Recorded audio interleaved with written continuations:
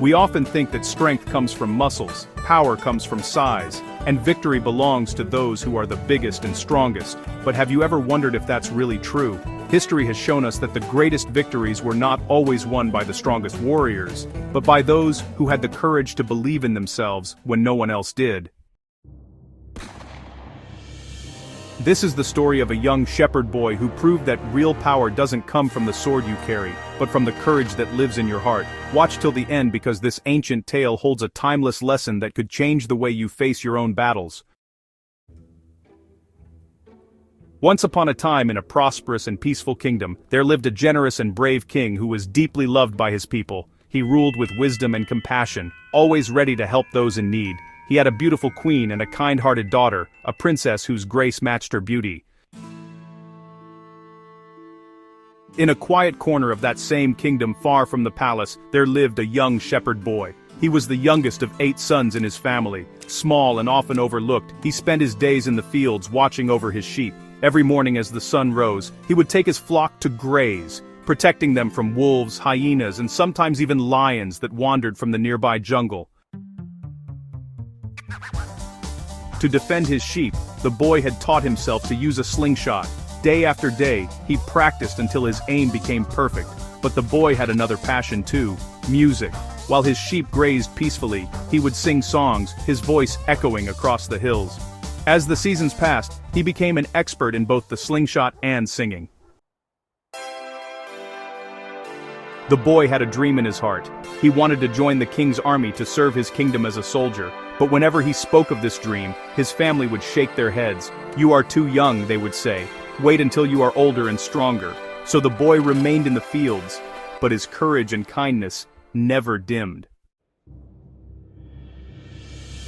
One day the king announced a grand celebration to honor the princess's birthday. There would be a great concert in the palace with a singing competition open to all. When the shepherd boy heard this news, his heart filled with excitement. He decided to attend. On the day of the celebration, the palace was filled with the kingdom's finest musicians and singers. One by one they performed before the king, the queen, and the princess. When the shepherd boy's turn came, he stepped forward. Though he wore simple clothes and looked small among the grand performers, when he opened his mouth to sing, the entire hall fell silent. His voice was pure and beautiful, touching everyone's hearts. When the competition ended, the judges declared the shepherd boy the winner.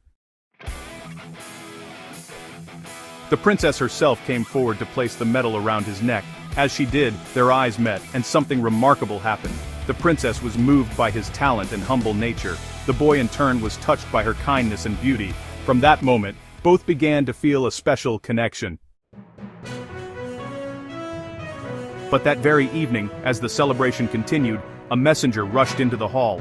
His face was pale with fear. He fell to his knees before the king and said, "Your Majesty, our neighboring kingdom has declared war. They have launched an attack on our borders. They seek to defeat us and take our wealth." The king's expression turned grave.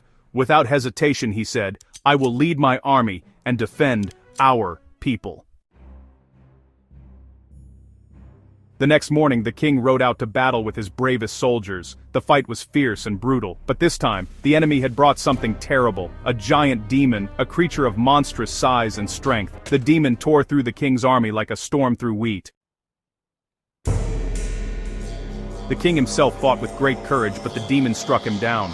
The king was badly wounded, his injuries so deep that he could barely stand. The enemy king, seeing his advantage, called out across the battlefield, "If anyone from your kingdom can defeat this demon, I will accept defeat and withdraw my army. But if no one dares to fight, your kingdom will fall." The king's soldiers looked at the towering demon and felt their courage waver. It was not that they feared death. They were brave men, but the demon seemed invincible. Even the strongest warriors knew it was practically impossible to defeat such a creature. The king, weak and in pain, returned to his palace. He knew his time was short. With a heavy heart, he made an announcement to his kingdom. "Whoever defeats this demon will become the next king and will marry my daughter, the princess." Still, no one came forward. What could any man do against such a monster? When the young shepherd boy heard of the king's terrible injury and the demon's challenge, his heart filled with determination.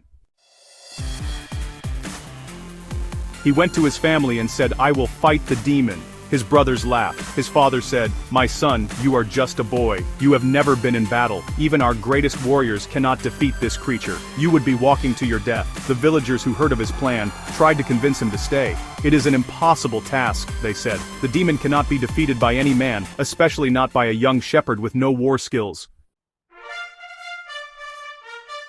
But the boy's mind was made up.